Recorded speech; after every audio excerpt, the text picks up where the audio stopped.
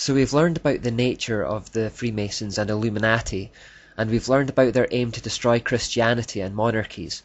The question then is, what did they want to replace them with? What kind of society were these enlightened individuals after? What would the new system look like in the secular New World Order they were trying to create?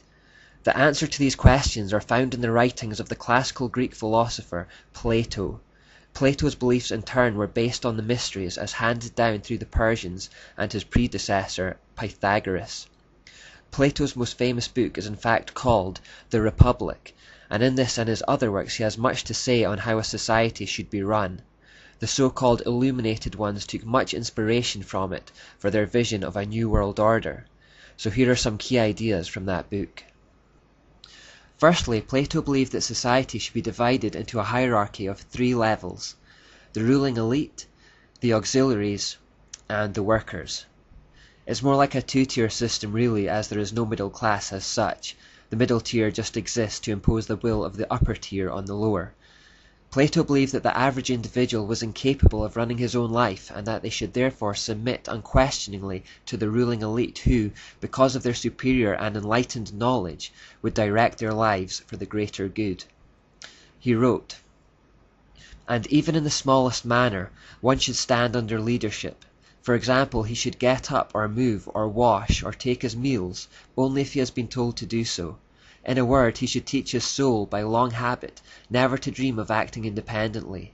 There will be no end to the trouble of states or of humanity itself till philosophers become kings in this world, or till those we now call kings and rulers really and truly become philosophers, and political power and philosophy thus comes into the same hands."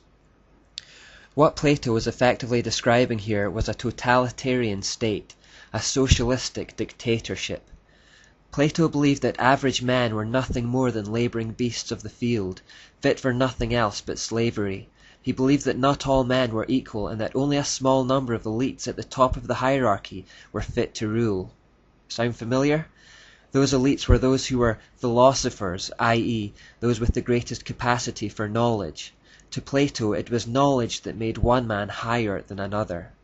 Again, I need to emphasize that the middle class is effectively abolished in the system. There's a small top tier that rules and a large bottom tier that is subservient, and then simply a group in the middle to implement it, like the army or police.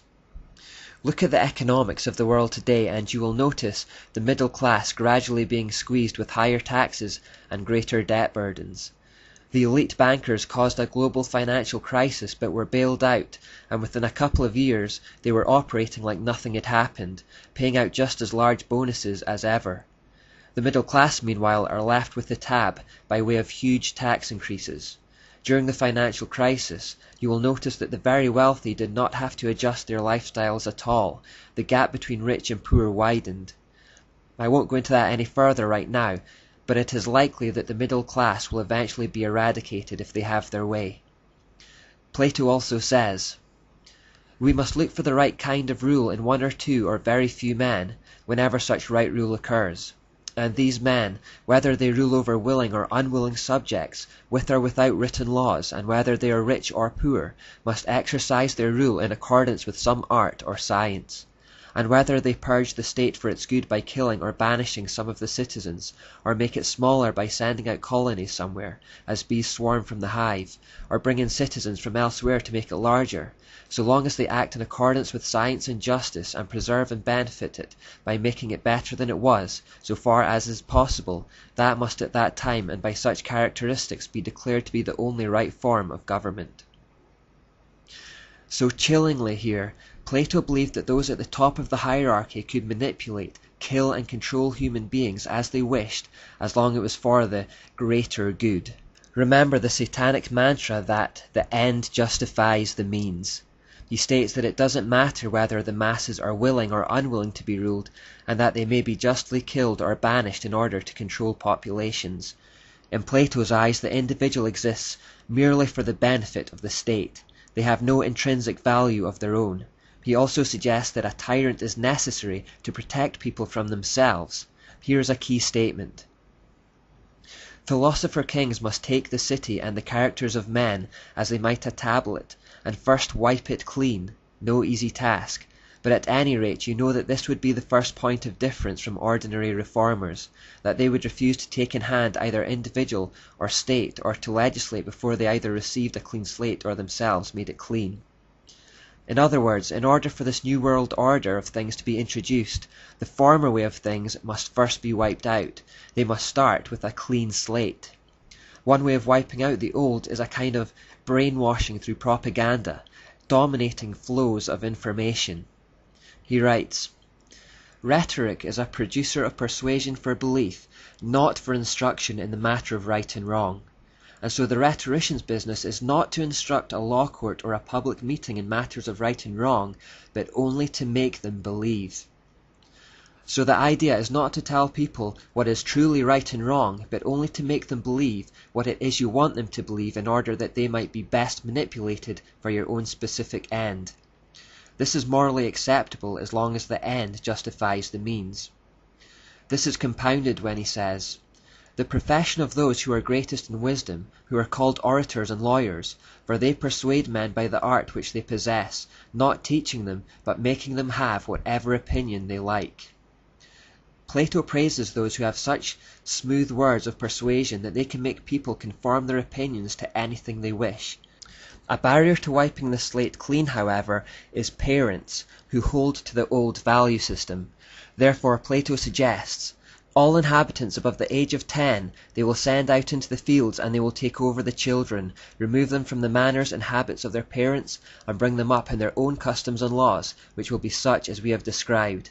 This is the speediest and easiest way in which such a city and constitution as we have portrayed could be established and prosper, and bring most benefit to the people among whom it arises.